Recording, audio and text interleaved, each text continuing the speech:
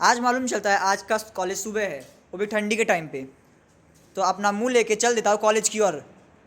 मेरे साथ अन्याय हुआ है, मेरे साथ अन्याय हुआ है और मैं अब किस कॉलेज पहुँचने के बाद मालूम चलता है ये सब BGMI लवर है, और यहाँ पे मुझे टीचर भी सामने से देख रही थी।